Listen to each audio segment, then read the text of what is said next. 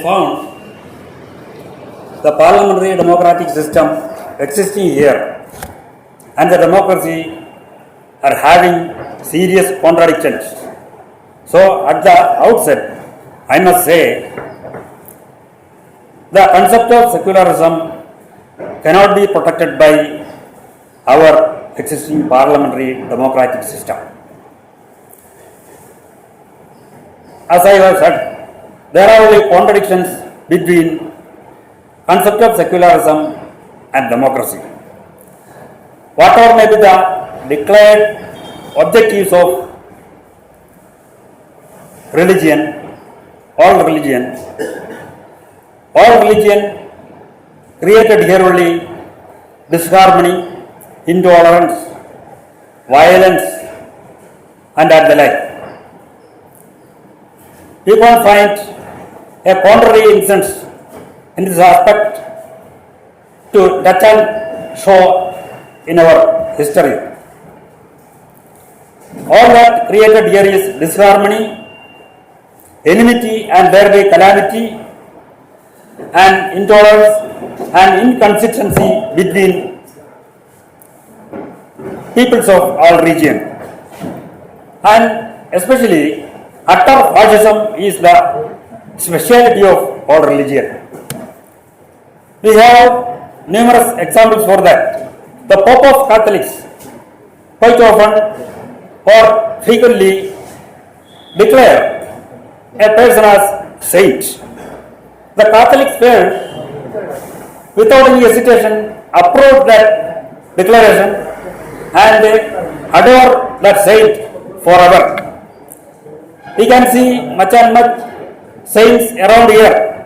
Saint Lucas, Saint Paul, everything. So fascism is willfully recognized by and accepted by the believers.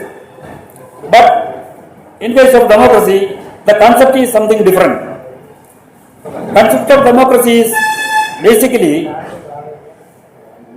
power of decentralized discussions, suggestions, additions, reductions, etc. The power of questioning is the main theme, core of a democratic system. But all religions abandon and their leaders are abandoned this main quality of democracy. As such, the religions have a special quality that fascism. The essence of all religions is fascism. So there is only contradiction between secularism and our democracy. Because in our constitution, secularism envisages great things.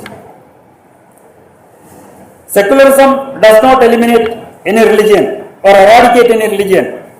It gives liberty to worship or anything. So, a religion's vested interest is to be treated by our democratic system. And all religion has their own vested interests, which will adversely affect. And quite often, those vested interests are against scientific and cultural values. Our people is progressing only by scientific and following by cultural and scientific values. All religions are abandoned. So, how can a parliamentary system, our parliamentary system and its divisive systems can protect this secularism? I must say, it cannot be.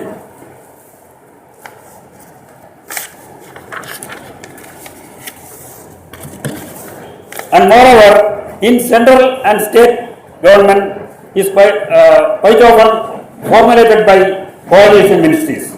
Almost all coalition ministries are formulated by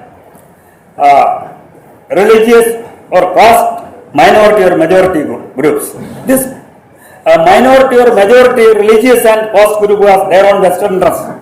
Those interests have no any kind of scientific or cultural values.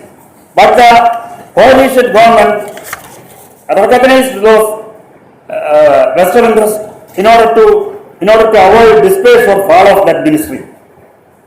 In such case also, secularism cannot be protected by such coalition ministries. These we can see in Kerala, in Tamil Nadu, in Karnataka,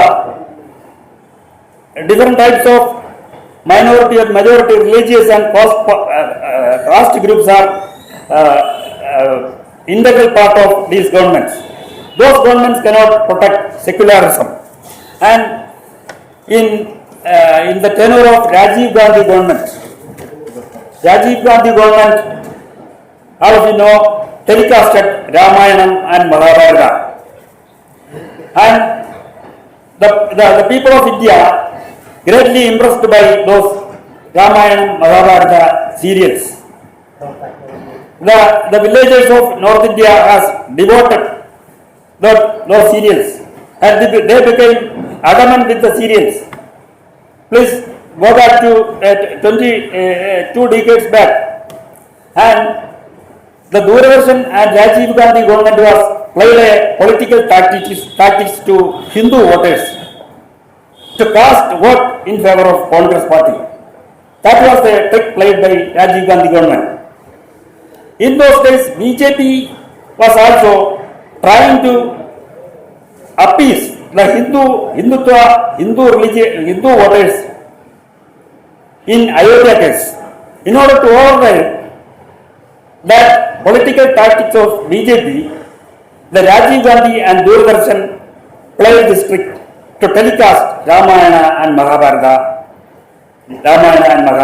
Please remember, the Rajiv Gandhi government or Doordarshan are integral part of our parliamentary democracy. And I must say, this democratic system itself is in casualty. We have many examples. Please remember the emergency period declared by and led by the fascist Indira Gandhi. The Indira Gandhi was planned to declare this emergency not for the public welfare of India, but to protect his personal vested interest. He declared emergency with the help of the then President Fakhruddin Ali Ahmed. In those days, police atrocities and withdrawal of fundamental rights were prevailed, and also corruption was prevailed, and thereafter corruption was a deemed recognition in almost all parts of our society. Please remember, the Indira Gandhi, fascist Indira Gandhi, the president and the then prevailed parliament are also a part of our democracy. What I am saying is, this democratic system is a failure to protect the great concept of democracy. Then how can a failed system a bedridden or a system in casualty can protect the great idea of secularism? And one more thing, our judiciary is not impartial. Our judiciary is not at all independent also in their judicial reviews. Our Honorable Supreme Court has pronounced a judgment recently in Ayodhya case. It was a very controversial, prolonged case. It was a very long back period. I am not explaining more about that. But the Honorable Supreme Court of India pronounced the judgment with a clear visible bias. At first, in the judgment, the Supreme Court declared that ownership of a land cannot be decided based on mere faith or belief. Only on evidence, ownership of land can be decided. At first, they declared. Thereafter, in the same judgment, they relied on some faith and beliefs. They have no convincing evidence to decide the Ayodhya case. They relied on probability and preponderance of probability. These are legal for technicalities.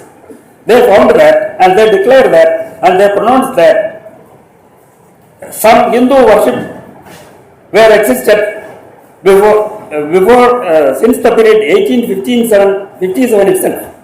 But it is only a presumption or a probability. The Supreme Court of India have no convincing evidence to prove that. But they showed partiality, I must say, with due respect. Honorable Supreme Court was biased in discharging their judgment. They ordered to formulate a trust to manage the 16 point something acres of land and give permission to build a temple, Rama temple there. Before 2 days, we have noticed in the newspaper that the trust was already formulated. Very speedy planning are there. So I must say the Supreme Court was visibly biased, and the Supreme Court of India has other options, because our Transfer of Property Act clearly stated that the ownership of a immovable property can be obtained by many ways: acquisition of land by government, assignment of land, sale and consideration, by gift or will, or by successory right. One can obtain ownership of land. Here, the Supreme Court has assigned possession and enjoyment to the trust. Granted possession and enjoyment. We are all aware that a mere possession and enjoyment for a long period will I firmly believe that trust will get a deemed ownership there. So I think it was a hidden agenda to fix this thing before pronouncing a judgment. So I must say our judicial system itself is not at all impartial or independent. And moreover, this judiciary, the Supreme Court, is also a part of our democracy. So I am pointing out the failures of our democratic system. And moreover, the recent Citizenship Amendment Bill passed by the Parliament. A mere majority in Parliament, a central government can do anything, as in the case of Indira Gandhi. Utter fascism. Thus, in the Parliament, the Modi government has a majority.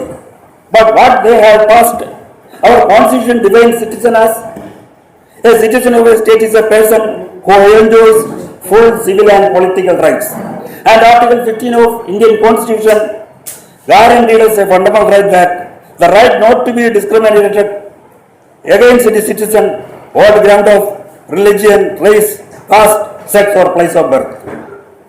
And our Constitution upholds that secularism eliminates vote from matter of state and ensures that no one shall be discriminated against on ground of religion. In the Citizenship Amendment Act, there is evidence of discrimination. There is well-planned hidden agenda of discrimination in case of religion. So I must say, I am not going to any more details. Our democratic system and the concept of secularism are going in a very bad situation, very serious, dangerous situation. I am not sure what will be happen here.